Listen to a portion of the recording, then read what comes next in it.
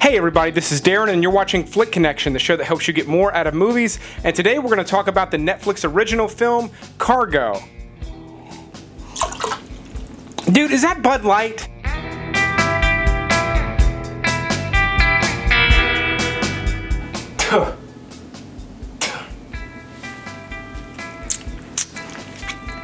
Ugh. Anyway, the Netflix original film Cargo is sort of sold as a zombie movie. So I want to start off right off the bat and just tell you it is not. Now, yes, there are zombies. It does take place in a zombie apocalypse, but you barely see any of them. They really are just sort of in the background, and that's because that's not really what this movie is about. So what I'm going to do is I'm going to give you a basic review of the movie, because I do think a lot of you will like this movie with the right set of expectations. And then midway through this video, I'm going to issue a spoiler alert that you will not miss. And then I'm going to talk a little bit about the ending, some key things that I thought worked, some things I thought that didn't work, for people who have seen the movie. So be sure to pay attention for that. But for starters, it's a solid little movie. It is the first film from Australia to be released as a Netflix original. So that's interesting. It's shot in Australia. Oddly enough, Martin Freeman is not Australian. He's the lead actor. I will say he really carries this movie. He does a fantastic job. Now, essentially what you get with this is a very, very slow burn. And this entire movie really pivots on the premise. And they sell the premise in the trailer, so I'm not spoiling anything here. But basically, you're in a zombie apocalypse. A father has a very young daughter. She appears to be maybe 6 months old, if I have to guess.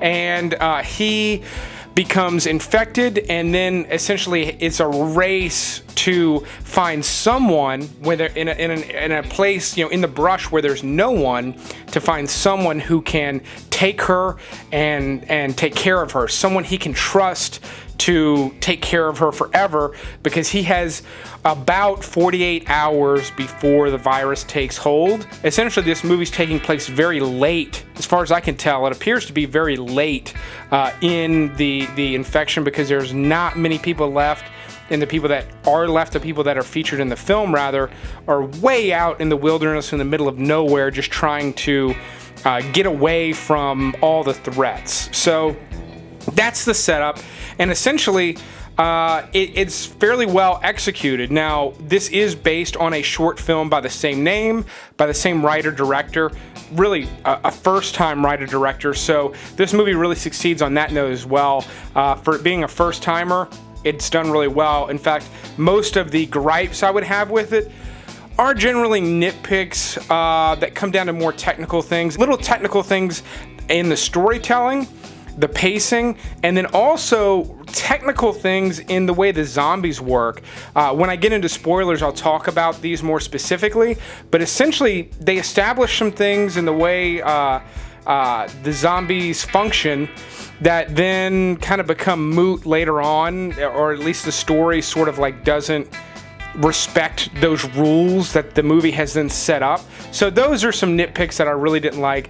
And I'll also say, you're going to be disappointed with this movie if you go into it wanting zombies. But if you want to see an epic zombie movie that's low budget, but that takes place out in the desert, sort of like what you see here, there is a movie filmed in Africa called The Dead. Now this is, like I said, low budget, but it is a shoot 'em up, slice 'em up, dice 'em up, bloody zombie movie that's really cool because it takes place like in the wilds of Africa, which you normally wouldn't see. I highly recommend seeking that movie out if you're really into zombie movies. Odds are there's a lot of you that really like zombie movies that have never heard of this movie. It's going to be hard to find. I own it on Blu-ray.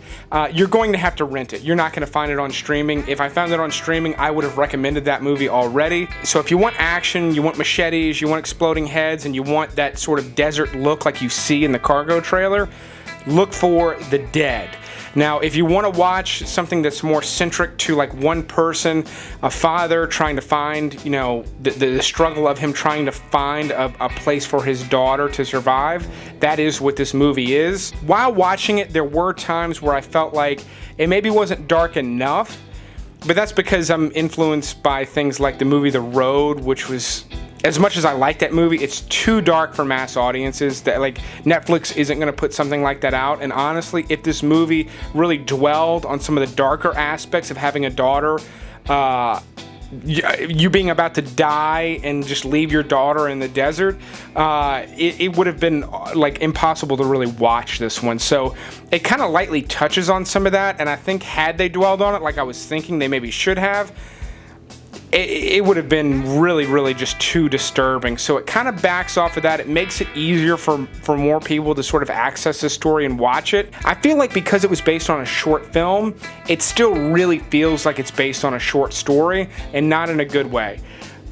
And all it really needed was one or maybe two more sequences to happen in this adventure, because it does feel sort of stretched out. He could have encountered one other group, one other person or group of people, or one other sort of scenario or hurdle to overcome.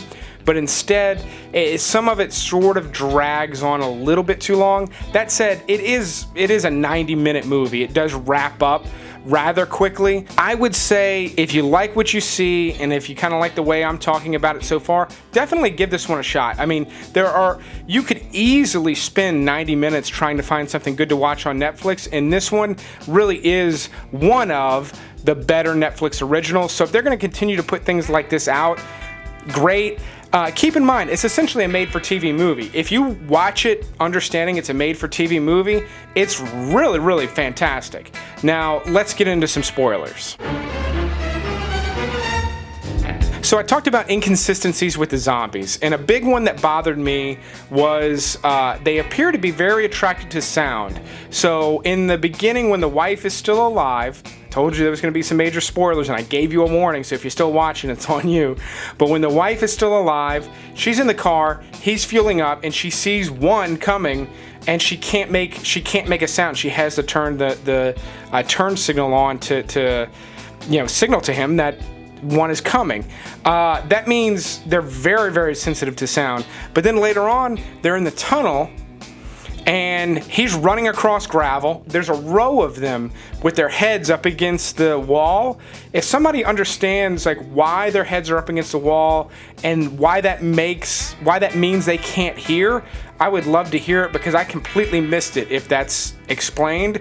But they were making quite a bit of noise, and they were all stayed with their heads up against the wall, enough to get all of their heads bashed, and I thought that was really odd. And then a big one that really sort of ruined the ending a little bit for me was he is like on his last leg. He is about to go. He's about to turn, and he sees a pile of guts.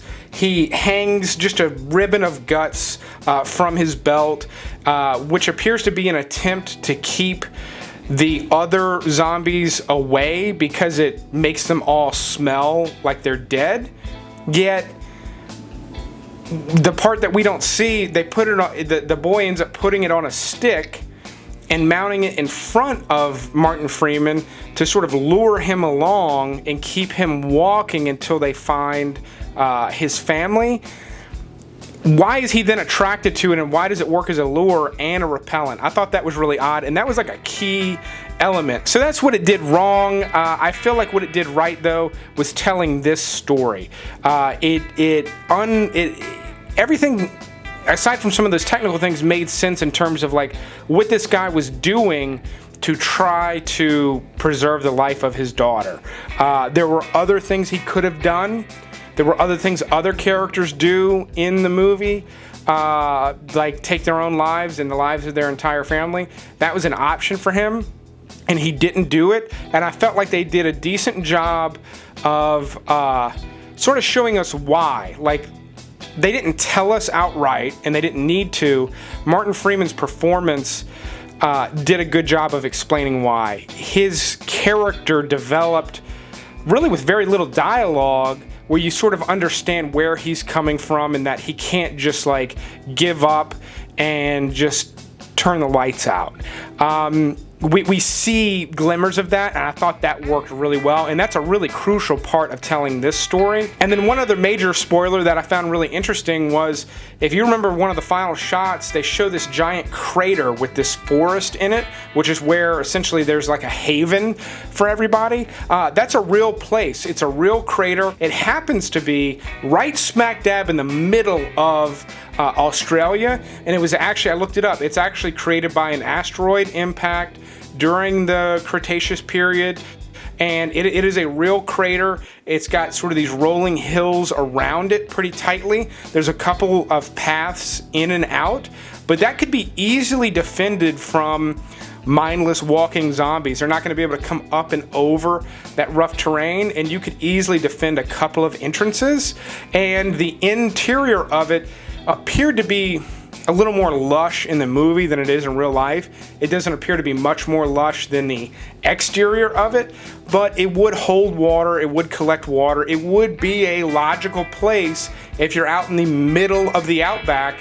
That place makes perfect sense, and it's beautiful. It was a beautiful place to end the movie, so I thought that was really interesting that that is real. One thing that this movie tried to do was really focus on how the indigenous people were able to rise above this outbreak better than Westerners, which I think is an interesting take. I like the idea. They didn't quite flesh that out enough either. That's something they could have done, and instead of stretching some other things out, they just keep cutting back to the sort of like the tribesmen in the white paint sort of fending off the zombies, and they keep kind of cutting back and forth rather than giving us like a story. Not that we even need something explained to us, but it would have been nice to see a little bit more of why they're doing what they're doing, so that we have a better understanding. And I think that would have helped sort of like make that part of the story, or at least that idea, stick a little bit more, because I do think it was a good idea for this particular movie. So with that said, I like this one. I enjoyed it. It's fresh. It feels different. It doesn't rehash things, which I think is great because that genre has been so well tread over. It's nice to have something a little bit fresh. And who knows, we might see someone take from this movie and do something even more, develop something even more elaborate and better out of it. So for that, props to Netflix for a solid original flick. Would love to see more within this genre. Would love to see more from Australia. Let me know what your thoughts were on this movie in the comments below. But I will keep reviewing movies like this as long as you keep watching them. But thanks for watching this one, and you will see me next time. Yeah, dude, don't put Bud Light in my cup ever again.